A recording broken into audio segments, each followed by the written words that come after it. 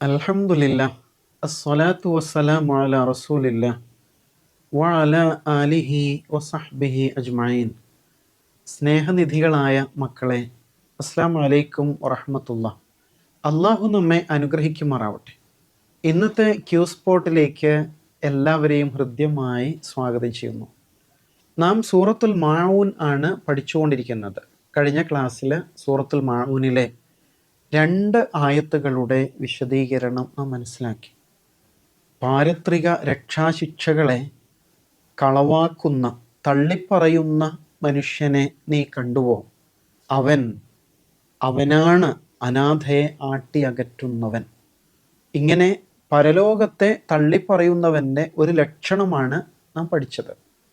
ഇനി 3-ാമത്തെ ആയത്തിൽ അയാളുടെ 2-ാമത്തെ ലക്ഷണം പറയാണ്. എന്താണത്? ولا يحض على طعام المسكين. അതോടൊപ്പം ലാ ഇല്ല, ഹദ്ദ യഹുദ്ദു പ്രേരിപ്പിച്ചു, വല യഹുദ്ദു അവൻ പ്രേരിപ്പിക്കുന്നുമില്ല, അല ത്വആം ത്വആം ഭക്ഷണം, അല ത്വആം ഭക്ഷണക്കാര്യത്തിന്മേൽ, അൽ മിസ്കീൻ അഗതി, ത്വആമുൽ മിസ്കീൻ അഗതിയുടെ ഭക്ഷണം, അലാ ത്വആമിൽ മിസ്കീൻ അഗതിയുടെ ഭക്ഷണക്കാര്യത്തിൽ, വലാ യഹുദ്ദു അവൻ പരസ്പരം പ്രേരിപ്പിക്കുന്നുമില്ല. ഇതാണ് പരലോകത്തെ തള്ളിപ്പറയുന്നവൻ്റെ 2-ാമത്തെ ലക്ഷണമായിട്ട് പറയുന്നത്. എന്താണ് ഇതിൻ്റെ ആശയം? അയാൾ പരലോകത്തെ തള്ളിപ്പറയുന്നതിനാൽ തൻ്റെ സഹജീവിയായ, ലോകത്ത് ജീവിച്ചുകൊണ്ടിരിക്കുന്ന അഗതിയുടെ, പ്രയാസം അനുഭവിക്കുന്ന മനുഷ്യൻ്റെ പ്രശ്നത്തിൽ ഇടപെടുന്നില്ല എന്നതാണ്. ആരാണ് മിസ്കിൻ? ആ ഗതിയില്ലാത്തവൻ എന്നാണ് സാധാരണ പറയാം, അല്ലേ? ഫക്കീർ എന്നൊരാൾ കേട്ടിട്ടില്ലേ? ദരിദ്രൻ. അയാൾ കയ്യിൽ ഒന്നും ഇല്ലാത്ത, എല്ലാവർക്കും അറിയാവുന്ന ഒരാളാണ്. എന്തെങ്കിലും ദാനം ചെയ്യണമെന്നൊക്കെ തോന്നുമ്പോൾ അയാൾക്ക് കൊടുക്കാം, അയാളൊരു ദരിദ്രനല്ലേ? അയാൾ ചിലപ്പോൾ ചോദിച്ചു വരും. പക്ഷേ ഈ മിസ്കിൻ അങ്ങനെയല്ല. ഇയാൾ വളരെ പ്രയാസപ്പെട്ടായിരിക്കും ജീവിക്കുന്നത്. പക്ഷെ ആരോട് സങ്കടമൊന്നും പറയാതെ അഭിമാനിയായിട്ട് ജീവിക്കുന്ന ഒരാളായിരിക്കും മിസ്കിൻ, അഗതിയാണ്. അങ്ങനെയുള്ള ആളുകളെ കണ്ടെത്തിയിട്ട് അവരുടെ പ്രശ്നം പരിഹരിക്കണം, അല്ലേ? അതാ വേണ്ടത്. കഴിയുമെങ്കിൽ സ്വയം തന്നെ പരിഹരിക്കണം. അതിന് സാധ്യമല്ലെങ്കിലോ നമ്മൾ മറ്റുള്ളവരെ അതിനുവേണ്ടി പ്രേരിപ്പിക്കണം. എന്ന് പറഞ്ഞാൽ അങ്ങനെയുള്ള സാമൂഹിക സംവിധാനങ്ങൾ ഉണ്ടാവണം. അതിനെ കമ്മിറ്റികളൊക്കെ രൂപീകരിച്ച് ഫണ്ട് സ്വരൂപിച്ച് നമ്മുടെ ചുറ്റുപാടുള്ള ആളുകളുടെ പ്രശ്നങ്ങൾ പരിഹരിക്കാൻ ശ്രമിക്കണം എന്നാണ്. നിങ്ങളുടെ സ്കൂളിൽ, നിങ്ങളുടെ ക്ലാസ്സുകളിൽ അങ്ങനെയൊക്കെയുള്ള സഹപാഠികൾ ഉണ്ടാവും, അല്ലേ? നിങ്ങൾക്ക് മനസ്സിലാവാറില്ലേ അത്? അവരുടെ ഡ്രസ്സ്, അല്ലെങ്കിൽ അവർ കൊണ്ടുവരുന്ന, ഡെയിലി കൊണ്ടുവരുന്ന ഫുഡ്, അല്ലെങ്കിൽ അവരുടെ മൊത്തത്തിലുള്ള ലൈഫ് സ്റ്റൈൽ കാണുമ്പോൾ മനസ്സിലാവും അവർ വീട്ടിൽ പ്രയാസപ്പെടുന്നുണ്ടോ ഇല്ലയോ. അങ്ങനെയുള്ളവർക്ക് വേണ്ടിയിട്ട് നിങ്ങൾ വല്ലതും ചെയ്യാറുണ്ടാവും. ഫ്രണ്ട്സിൽ ഒരാൾക്ക് എന്തെങ്കിലും ബുദ്ധിമുട്ടുണ്ടായാൽ, എല്ലാവരും ടൂറ് പോകുമ്പോൾ കാശില്ലാത്തതുകൊണ്ട് ഒരാൾ പോകുന്നില്ല എന്ന് പറയുമ്പോൾ അയാളെ കൂടെ കൂട്ടാൻ വേണ്ടിയിട്ട് നിങ്ങൾ ശ്രമിക്കാറുണ്ടോ? അയാളുടെ അഭിമാനം ക്ഷതപ്പെടാത്ത രൂപത്തിൽ, അയാൾക്കൊരു പ്രയാസം ഇല്ലാത്ത രൂപത്തിൽ പരിഹരിക്കാറുണ്ടോ? അങ്ങനെയൊക്കെ ചെയ്യുമ്പോഴാണ് ശരിക്കും അനാഥയും അഗതിയൊക്കെ ചേർത്ത് പിടിക്കുന്നവരായിട്ട് നമ്മൾ മാറുന്നത്. ഇവിടെ ഈ ആയത്തിലൊരു പ്രത്യേകതയുണ്ട്. വലാ യഹുദ്ദു അവൻ പ്രേരിപ്പിക്കുന്നുമില്ല, അലാ ത്വആമിൽ മിസ്കീൻ അഗതിയുടെ ഭക്ഷണ കാര്യത്തിൽ എന്നാണ് പറഞ്ഞത്. ഒരു നേരത്തെ ഭക്ഷണമല്ല. ഒരു ദിവസം ഉച്ചയ്ക്ക് ഒരാൾ ഫുഡ് കൊണ്ടുവന്നില്ല, അപ്പോൾ നമുക്ക് ഷെയർ ചെയ്യാമെന്ന് പറഞ്ഞു. അതല്ല ഇവിടെ ഉദ്ദേശം. അയാളുടെ പ്രശ്നം പരിഹരിച്ചു കൊടുക്കലാണ്. ശരിക്കും ഭക്ഷണം എന്നാ പറഞ്ഞതെങ്കിലും അയാളുടെ ജീവിതത്തിൽ എല്ലാ പ്രയാസമൊക്കെ, പഠിക്കാൻ ബുദ്ധിമുട്ടുണ്ട്, ഫീ കൊടുക്കാൻ ബുദ്ധിമുട്ടുണ്ട്, ഇങ്ങനെയൊക്കെ കാര്യങ്ങളിൽ ഇടപെടുക എന്നുള്ളതാണ്. അങ്ങനെ അയാളെ ഒരു സെൽഫ് സഫിഷ്യൻ്റ് ആക്കി മാറ്റാം, അയാളെ സ്വയം പര്യാപ്തനാക്കി മാറ്റുക എന്നതാണ് ഇവിടെ ശരിക്കും ഉദ്ദേശിക്കുന്നത് എന്ന് മനസ്സിലാക്കണം. ഈ ചിന്തയൊക്കെ ആരിലുണ്ടാ? എനിക്ക് നാളെ സ്വർഗത്തിലെത്തണം, അതിനുവേണ്ടി നന്മ ചെയ്യണം എന്ന് ചിന്തിക്കുന്നവരിലാണ് ഉണ്ടാവുക. ഈ സൂറത്തിൻ്റെ ഒരു ഘട്ടം ഇവിടെ പൂർത്തിയാവുകയാണ്. പരലോകബോധമുണ്ടെങ്കിലേ മറ്റുള്ളവർക്ക് ഉപകാരം ചെയ്യാനുള്ള മനസ്സുണ്ടാവൂ എന്നാണ് പറഞ്ഞതിൻ്റെ ചുരുക്കം. ഇനി മുസ്ലിം സമൂഹത്തിലേക്ക് കടന്നുകൊണ്ട് ഒരു കാര്യം കൂടി പറയാണ്. ഫ വൈലുല്ലിൽ മുസല്ലീൻ, 4-ാമത്തെ ആയത്ത്. ഫ അതിനാൽ, വൈൽ നാശം, ലിൽ മുസല്ലീൻ, നമസ്കരിക്കുന്നവർക്കാണ് നാശം. നേരത്തെ നമ്മൾ സ്വല്ലി എന്ന വാക്ക് പഠിച്ചിരുന്നു അല്ലേ? സ്വല്ലി എന്ന വാക്കിന് നീ നമസ്കരിക്കുക എന്നായിരുന്നു അർത്ഥം. ഇവിടെ മുസല്ലി എന്ന് പഠിക്കുകയാണ്. മുസല്ലി നമസ്കരിക്കുന്നവൻ എന്നാണ് അർത്ഥം അല്ലേ? ഇനി സ്വലാത്ത് എന്ന വാക്കും വരാൻ പോകുന്നുണ്ട്. ഫ വൈലുല്ലിൽ മുസല്ലീൻ, അതിനാൽ നമസ്കരിക്കുന്നവർക്ക് നാശം. നേരത്തെ പറഞ്ഞ രൂപത്തിൽ അനാഥകളെ അഗതികളെയൊക്കെ പ്രയാസപ്പെടുത്തിക്കൊണ്ട് നമസ്കരിക്കുന്ന ആളുകൾക്ക് നാശം എന്ന നിലയ്ക്ക് ആദ്യം പറഞ്ഞ ആയത്തുകളായിട്ട് ഇതിന് കണക്ഷൻ ഉണ്ട്. അങ്ങനെ നിസ്കരിച്ചിട്ട് എന്താ കാര്യം അല്ലേ? ഫവൈലുല്ലിൽ മുസല്ലീൻ. പ്രത്യക്ഷത്തിൽ നമ്മൾ ഈ ആയത്ത് ഓതുമ്പോൾ ഇതെന്താ ഇങ്ങനെ നമസ്കരിക്കുന്നവർക്ക് നാശം എന്ന് പറഞ്ഞത് എന്ന് സംശയിക്കും.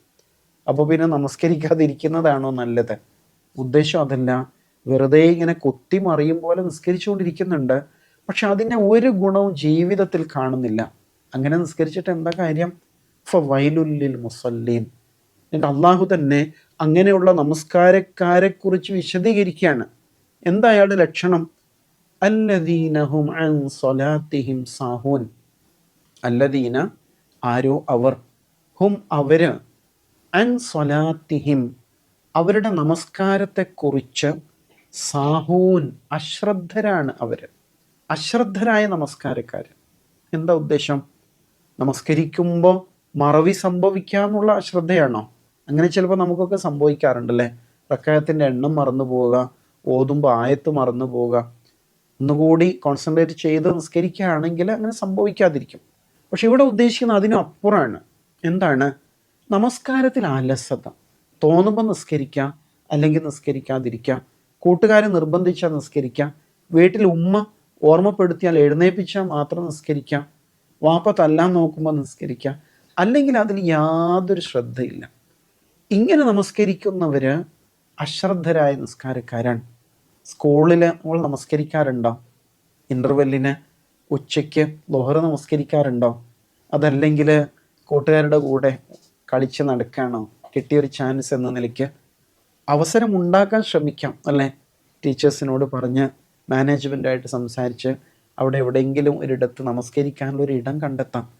അല്ലെങ്കിൽ ആ ബ്രേക്ക് ടൈമിൽ നമുക്ക് പുറത്തു പോയിട്ട് പള്ളിയിൽ പോയി നിസ്കരിക്കാം. അതിനൊക്കെ മനസ്സുണ്ടെങ്കിൽ സാധിക്കും. അതിനാൽ അതില്ലാതെ പോകുമ്പോൾ അയാൾ വളരെ പ്രയാസകരമായ അവസ്ഥയിൽ നമസ്കരിക്കുന്ന ഒരാളാണ്. അയാൾക്ക് ഇഷ്ടമല്ല നിസ്കരിക്കാൻ, പിന്നെ എന്താ ചെയ്യുക എന്ന് പറഞ്ഞ് നിസ്കരിക്കും. അങ്ങനെയുള്ള നമസ്കാരക്കാരാണ് അല്ലദീനഹും അൻ സ്വലാത്തിഹിം സാഹൂൻ. പിന്നെ അവരുടെ ഒരു ലക്ഷണം എന്താണ്? അല്ലദീന അവർ, ഹും യുറാഊൻ, അവർ മറ്റുള്ളവരെ കാണിക്കാൻ വേണ്ടി നമസ്കരിക്കുന്നവരാണ്. റിയാ എന്ന് കേട്ടിട്ടില്ലേ? എന്താ അതിൻ്റെ ആശയം?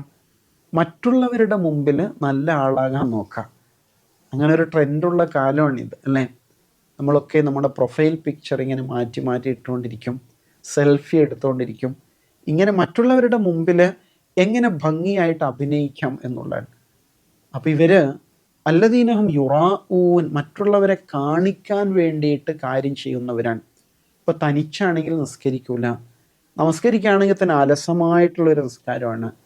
അതേസമയം പള്ളിയിലാകുമ്പോൾ വളരെ ജാഗ്രതയിലായി, എല്ലാവരും കാണുകയല്ലേ, അപ്പോൾ ഞാൻ നമസ്കരിക്കുന്നവനാണ് എന്ന് എല്ലാവരും അറിയട്ടെ എന്ന നിലയ്ക്ക് ഒന്ന് ഉഷാറായി നിസ്കരിച്ചു. ഈ നമസ്കാരമൊക്കെ റിയാഇൻ്റെ, മറ്റുള്ളവരെ കാണിക്കാൻ വേണ്ടിയുള്ള കർമ്മമാണ്. അതിന് ശരിക്കും ആരാ പ്രതിഫലം നൽകുക? ഈ കാണുന്നവർ മാർക്കിടുമല്ലോ, ഓ അവൻ നല്ല നിസ്കാരക്കാരനാണ് കേട്ടോ എന്ന് പറയും. അള്ളാഹുവിൽ നിന്ന് വല്ലതും കിട്ടോ? ഒന്നും കിട്ടില്ല എന്നതാണ്. ഈ മാനസികാവസ്ഥയാണ് ശരിക്കും കാപഢ്യം എന്ന് പറയുന്നത്. ഇങ്ങനെയുള്ളവർ, കപടന്മാർ അന്ന് മദീനയിലാണ് കൂടുതൽ ഉണ്ടായിരുന്നത് അല്ലേ?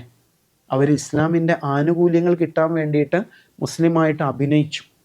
എന്നാൽ മനസ്സിലോ ഇസ്ലാമിനോടുള്ള വെറുപ്പ് കൊണ്ടു നടക്കുകയും ചെയ്തിരുന്ന ആൾക്കാരുണ്ടായിരുന്നു. കപടന്മാരാണ്.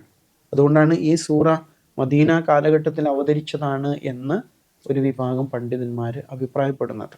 അല്ലദീനഹും അൻ സ്വലാത്തിഹിം സാഹൂൻ, അങ്ങനെ അശ്രദ്ധരായിട്ട് നമസ്കരിച്ചു കൊണ്ടിരിക്കുന്ന ആൾക്കാർ. അല്ലദീനഹും യുറാഊൻ, മറ്റുള്ളവരെ കാണിക്കാൻ വേണ്ടിയിട്ട് നമസ്കരിക്കുന്നവർ. നമ്മൾ വളരെ ശ്രദ്ധിക്കേണ്ടതുണ്ട്. ഉമ്മ പറയാതെ, വാപ്പ ഓർമ്മിപ്പിക്കാതെ സ്വയം നമസ്കാരശീലമുള്ളവരാവുക.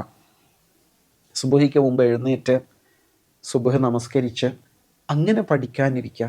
ഓരോ നമസ്കാരവുമായിട്ട് കണക്റ്റ് ചെയ്തുകൊണ്ട് നമ്മുടെ ഓരോ ദിവസത്തെയും പ്രോഗ്രാമുകൾ പ്ലാൻ ചെയ്യുക.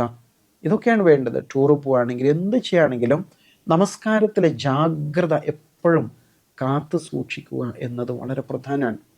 ഖുർആൻ വീണ്ടും പറയാണ്, ഇങ്ങനെയുള്ള നമസ്കാരക്കാരുടെ മറ്റൊരു ലക്ഷണം, ഇങ്ങനെ ആളുകൾ കാണിക്കാൻ വേണ്ടിയിട്ട് അശ്രദ്ധമായി നമസ്കരിക്കുന്ന ആളുകൾ അവരുടെ ജീവിതത്തിൽ നന്മകളൊന്നും ഉണ്ടാവില്ല. അതിൻ്റെ ഒരു ലക്ഷണമായിട്ട് അള്ളാഹു എടുത്തു പറയുന്ന നോക്കൂ, വയംനഊനൽ മാഊൻ.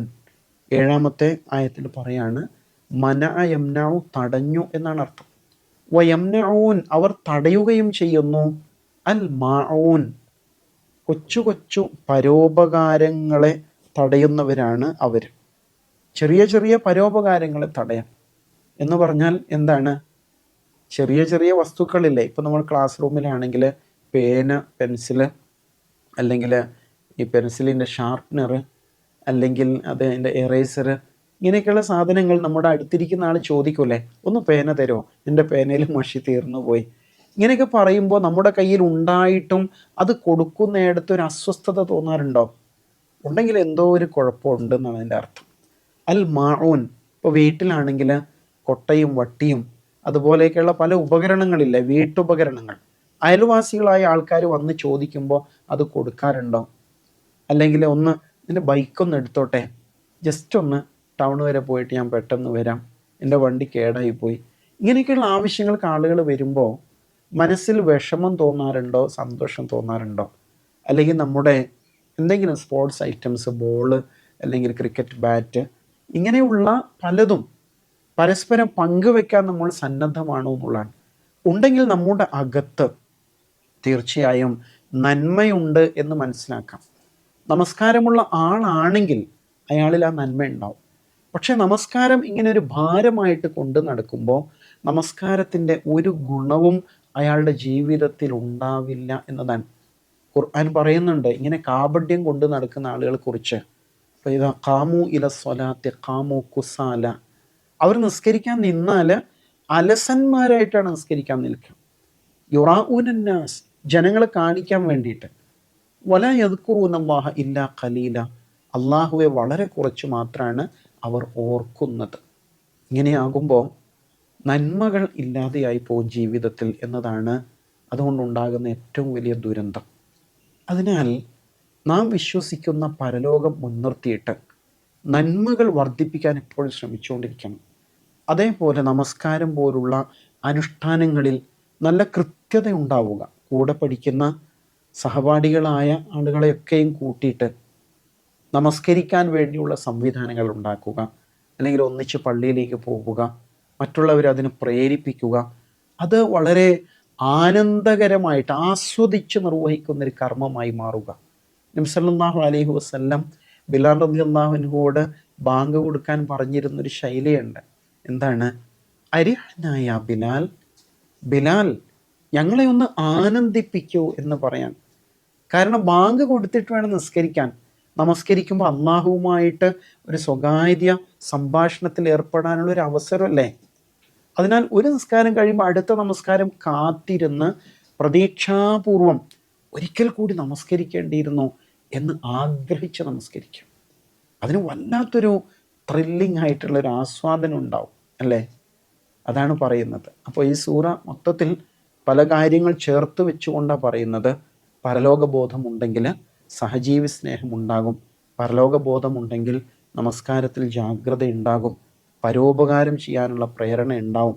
അതിനാൽ ആ നിലയ്ക്ക് ജീവിതത്തെ രൂപപ്പെടുത്തിയെടുക്കാൻ സാധിക്കണം എന്നാണ് ഉണർത്തുന്നത്. അല്ലാഹു സുബ്ഹാനഹു വ തആല അങ്ങനെ പരലോകബോധമുള്ളവരായി ജീവിതം നയിക്കുവാൻ, നമസ്കാരത്തിൻ്റെ നന്മകൾ ജീവിതത്തിൽ ആസ്വദിക്കുവാൻ നമുക്കെല്ലാം തൗഫീഖ് നൽകുമാറാവട്ടെ.